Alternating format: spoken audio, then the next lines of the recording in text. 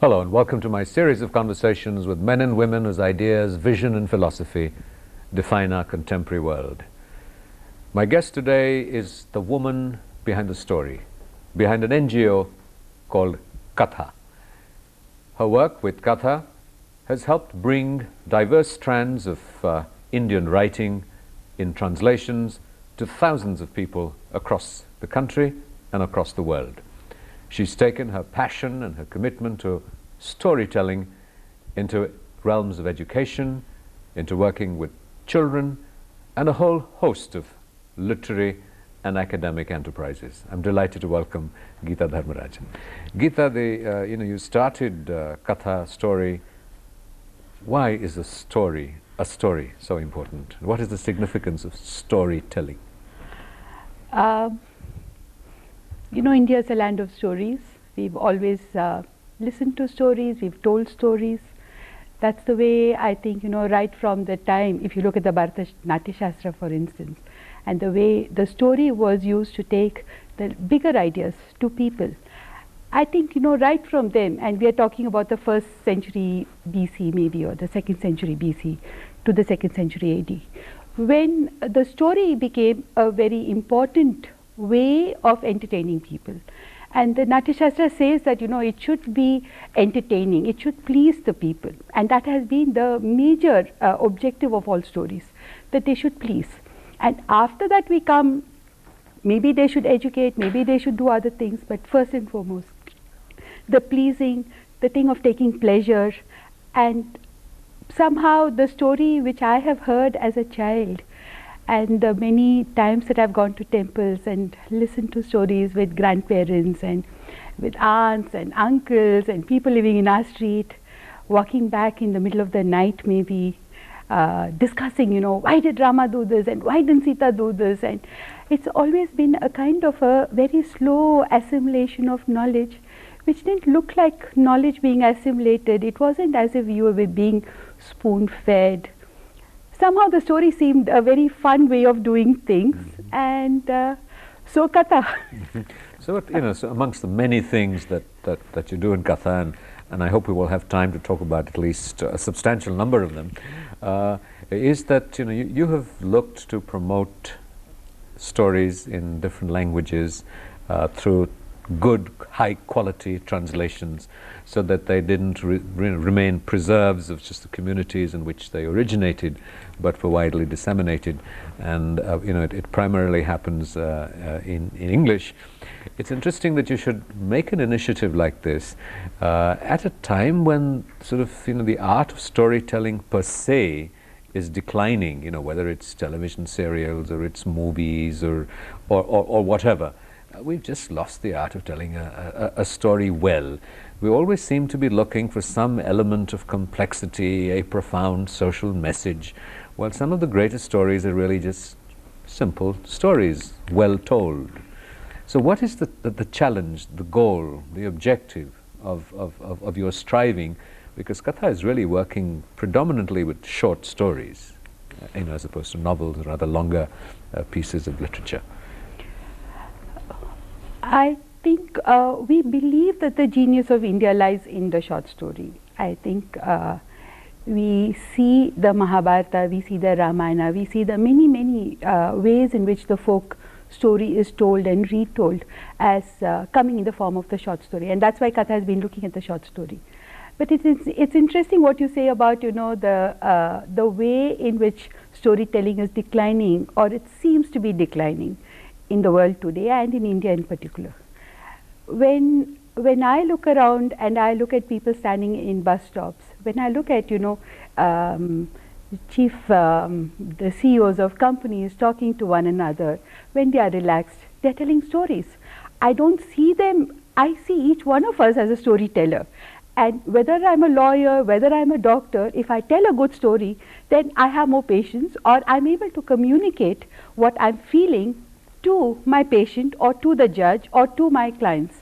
So the story and how it is told, I think, is something that is inherent in each human being. It's like music, I mean, when you hear music, you nod your head, your leg beats, and I think the story is something which goes inside you and stays, and makes you feel, it sort of aerates all those little grey cells inside your head, I think, which gets clogged up many times. Well, it's a question that I wish no one would ever ask me about sort of, the aspects that I work in. But, what is a good story? What are some of the elements? I mean, I know, difficult to articulate, but what would be your sense of it? I think a good story is one that does not pretend to be a story. It doesn't pretend, it is not artificial. It comes right from the gut.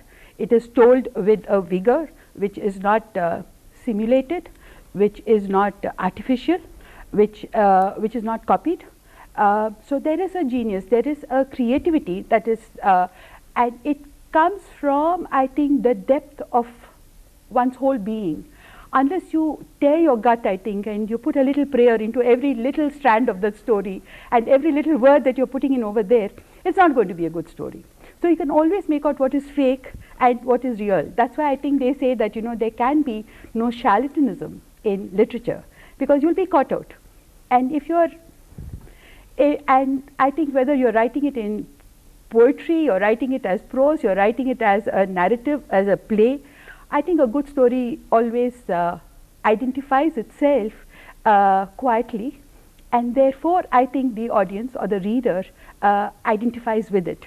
So the whole thing of rasa and the building up of rasa brings you the rasikas for the story, and I think that makes a good story. I think it's in some ways it's a shame that we're always looking for a measurable value that we can ascribe to something, including the work of Katha. I guess when you go to NGO, when you go to donor agencies and the predicaments of most voluntary agencies, I hate the word NGOs, is really what are you doing and why are you doing it, and there needs to be a grand design and a grand purpose. So if I were to ask you what this grand design is, what would you say?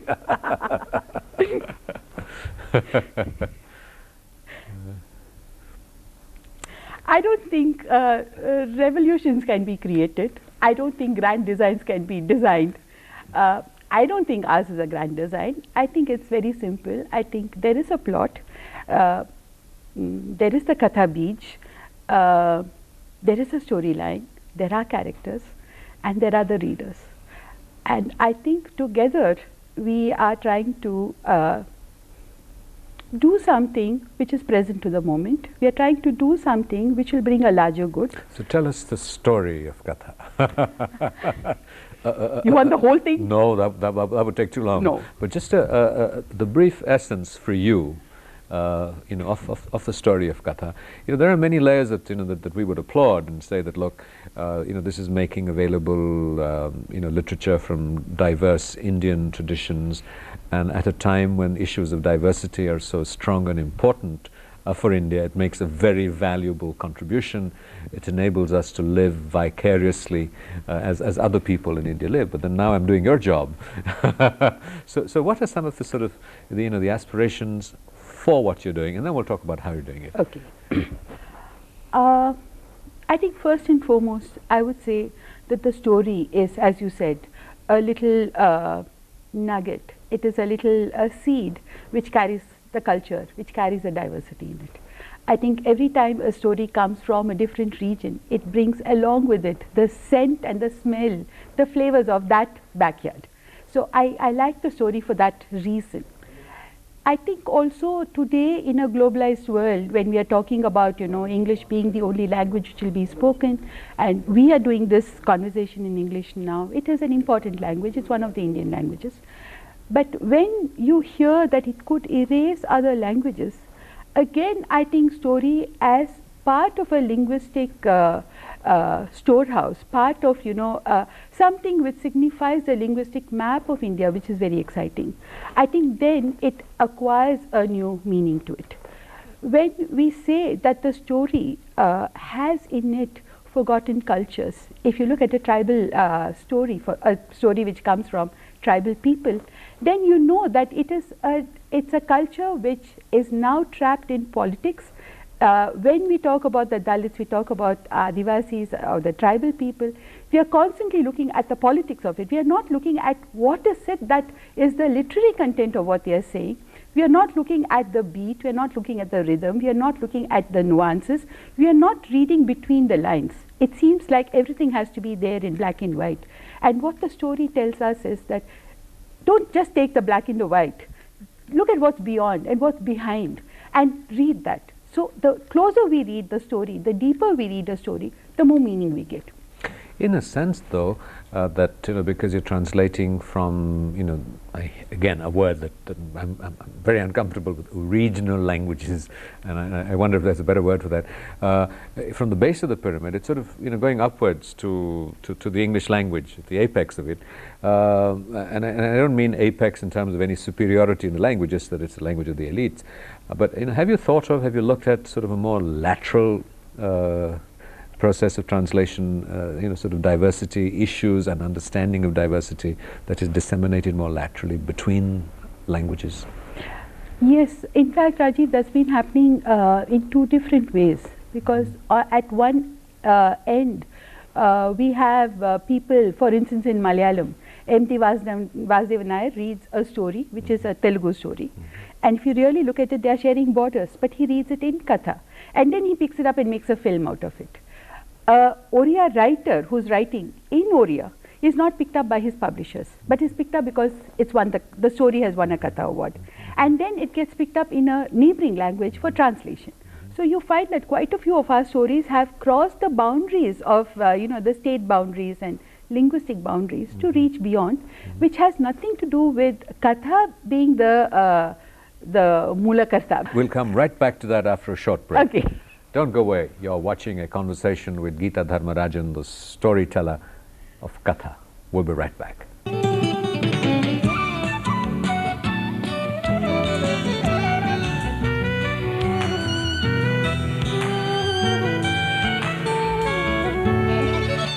Welcome back to a continuing conversation with Geeta Dharmarajan. The story of Katha beyond the story.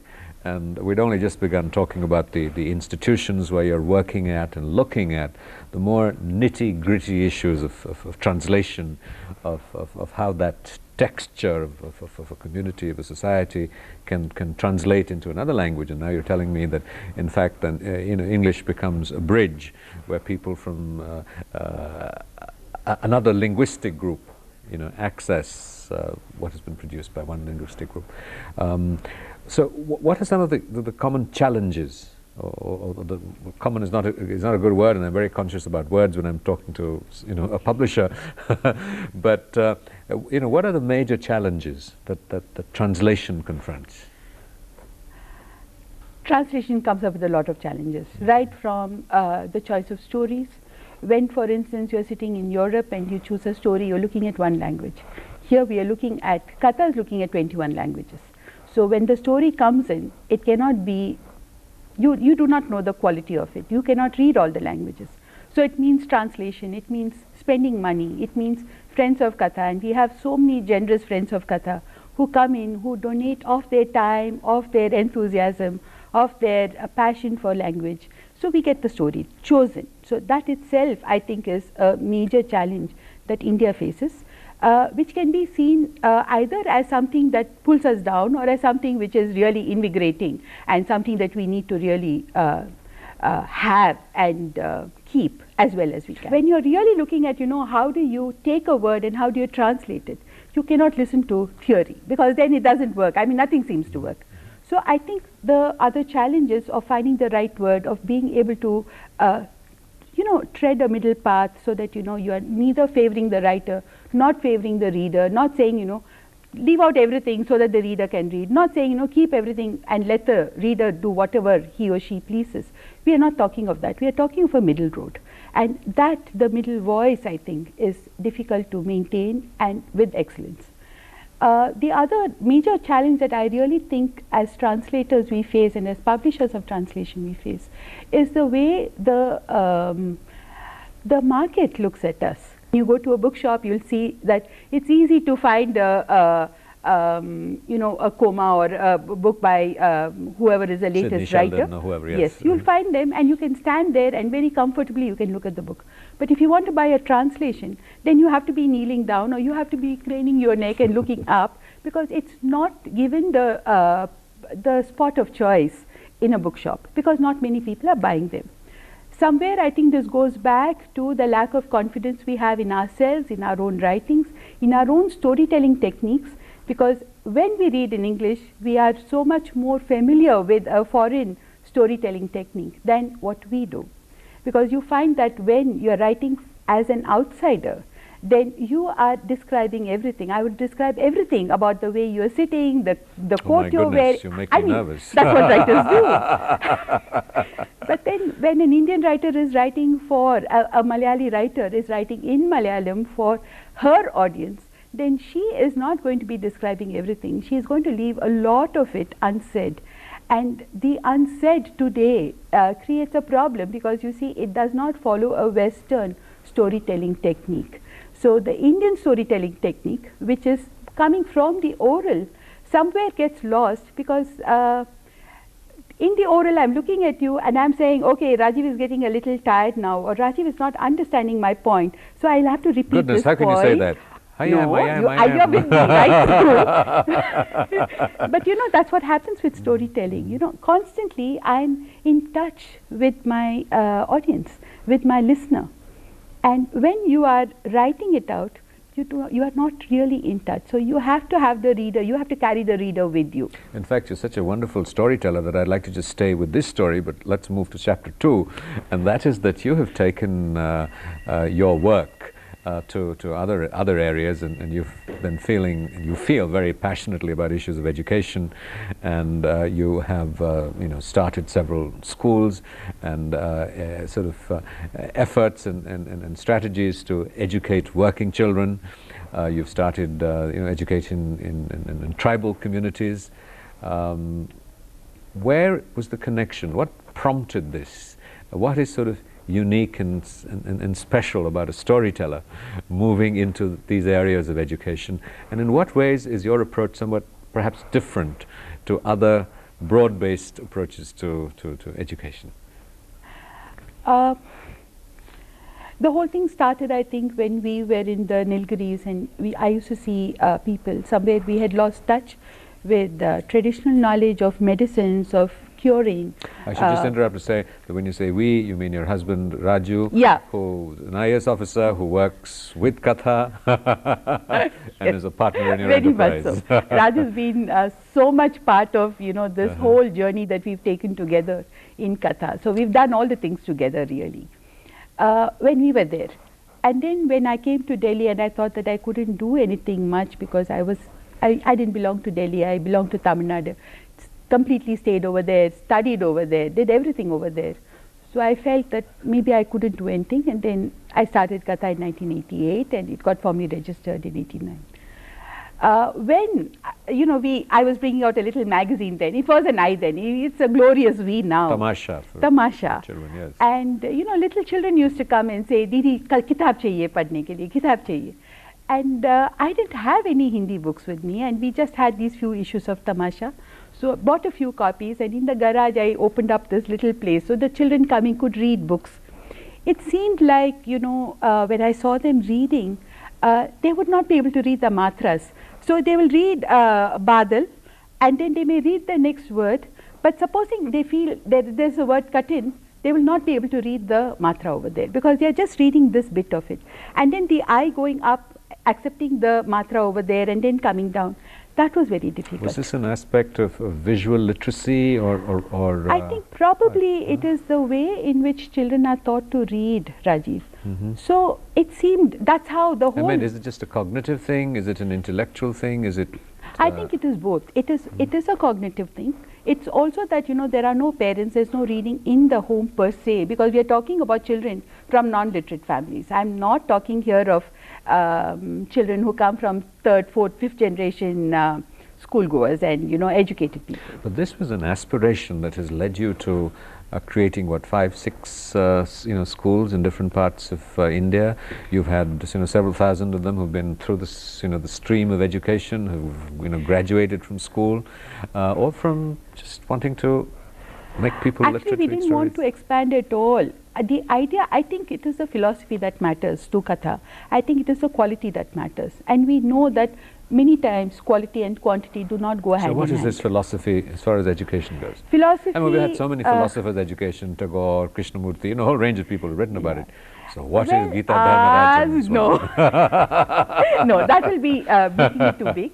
But really, we've been working very closely with the community, and it's a community of 150,000 people, and we've been doing it for the last more than 15 years now. When we started, the idea was that education should bring happiness, and education's end purpose should be happiness. Now, when we really look at happiness, somehow that has got mixed up with personal happiness. So if I go from point A to point B and I become more comfortable, then I am happy. The thing of, a social consciousness, the thing of, saying that I need to take everyone with me, that attitude of, taking other people along, somehow that was not happening. So what happened was, you find that, you have slum clusters and they are on their own, and the other people, all of us are at the other end of the thing, and they become the them, and they are the ones who are, polluting our air and polluting our water, and, they come and steal our things. So it's always the they. But when you look at the potential that those children have and what is it that they are capable of doing, then it becomes a different story altogether. When we were looking at them as a them then, and now I see ourselves working together, because unless we are looking at the threefold way, we all know this, Rajiv. Unless the child, the school, the school, the thing that we are running over there, the Katha school, for instance, the teacher and the child and the community. If all of us don't work together, and there isn't a threefold way of looking at things, a coming together, a kind of a partnership. If we don't have that, then we find that education does not have that larger goal. So we say in Katha, it is an uncommon education for a common good. We talk about, the me-we ideology. We say that, the me can go cannot go very far if it doesn't take the we along. And the we is made up of all the me's who believe in the we. So the more we believe in the we and the more we invest of ourselves in the we, that we is going to get stronger. And with it, all of us are going to get stronger. So the whole idea is it is an ideology, it is very idealistic. People tell me, Geeta, you can't go far with this kind of a thing, because we are living in a world where, I have to make way for myself. Many parents do tell me that, and I do understand what they are saying. But I also think that today, if you're looking at the world and you look at the global citizen, which is the child, I don't think if I'm going to go into the global market and I say that I know my MTV and I know my Beethoven and I know my Madonna, they're going to think I'm anything special. I'm afraid I'm going to have to do an MTV on you and take a short break. Don't go away. You're watching a continuing conversation with Geeta Dharmarajan. Welcome back to my conversation with Geeta Dharmarajan. I apologize for the sort of rapid short break there. Tell me, how sustainable, and this is a question that every initiative that's good, well-meaning, motivated, and successful in some ways is asked. And I'm afraid that sort of the experience of most of us working in this kind of sector is sustainability, business plans. So what's going to happen? I know, we get this thrown on our face every time, Every time, every 3 years, we are looking for partners and they come and ask us, how sustainable? Give us your sustainability plan. But we are working with children, we are working in the field of education, and education has always been a state subject. It has always been funded by government. And I really believe that there is a stake for government in this, and they are equal stakeholders in the work that we are doing. How much money they are able to bring into it is a different question, because I think we do have a lot and lots of children to educate. So government also is hamstrung. So I don't think we can say that government should come in and help every non-profit organization, but definitely I think they are a very strong partner in the work that we are doing in Katha today. They've given us the space, for instance. We get funding, a little bit of funding from Government of India. I should sort of say that I think you get what, 30-40% you're able to raise from your own revenues and the work that you actually do. The thing is, you see, Rajiv, when we started the publishing program, it had nothing. It was very shaky, fragile, very fragile. I'm a full-time volunteer for the organization. I've always been a full-time volunteer. I do everything possible for the organization. And that was the only foundation on which the whole organization started. So you can see that, our needs have been very small. We've not been, we are not large spenders. I think I learnt it from my mother to make the rupee go as far as possible, we stretch it. But our publishing program has been successful. And today, that supports the education program. In fact, when I met the income tax officers and they said, aisa kaam aap nahi kar sakte hai, why are you sort of selling, you are a non-profit organization and you shouldn't be selling. I said, it's not going to any individual. That money is being plowed back in and it is going for the education of children. And what I think the Katha model is, not always to go out with a begging bowl to people, not always to depend on large funding, but to say that every book that we sell is going to put a little bit of money into our programs in which we believe. So Katha has a lot of these programs. We are looking at teacher education. We believe that teacher education is absolutely important in today's India. We have got a very strong program of teaching learning material, because again we believe that it is very necessary to have strong teaching learning material which is gender sensitive, which is sensitive about the equity and other issues like that, environment for instance, ecology. So we have our own teaching learning material. We are looking at, for instance, the need for exciting fun books for children to read in English and Hindi. And what we have today is a program in English which itself is not highly priced. We are looking at a book which is selling at 95 rupees. But that is subsidizing the Hindi volume, and the Hindi is being sold at 30 rupees, which a non-profit organization can afford. We are saying that we will give it to you at the price that you can afford to buy, because I have seen children, Rajiv, they sit and for 5 minutes they are just touching the paper, which is imported art paper, and they are getting pleasure out of it. They are getting pleasure out of color. And what do we give them? What do we give our rural children? We say, Jane do, let's give them, something which is 2 rupees. Let's give them something which is on, ordinary paper. And they are the ones. We have to catch them into reading. How do you catch them into reading? How do you get the magic of the story to them? So many sort of, stories to tell, so much to do. What about Geeta and Raju's story? what's Raju's story. Well, we'll just stay with Geeta's story. You're here on this program. So how would you like the story to end? What might be the last paragraph? I don't know. I think it's been a happy life. I think I always think, Rajiv, that there is somebody out there who does things. I think I truly believe that none of us can take credit for whatever we have done. I don't think it is our doing. I think if you are doing what you are doing and I am doing what I am doing, I think it's because I always believe that, I've not been made into a cockroach which everyone will want to stamp out of the way. I've been made into a human being. I've been given a mind. I've had parents who educated me. I have a very, very generous family into which I came. We are very orthodox. I think but I've been given the freedom to do whatever I want. And I think then it should be for a larger good. It has to reach out to as many people as possible. And if I can do that, and if somebody up there gives me the power or gives me the ideas or uses me as a conduit to reach out, then I think I'm the happiest person on earth. Well, great. Well, at least down here on planet Earth, we celebrate you. Thank you very much. Thank you. Thank you so much. Thank you.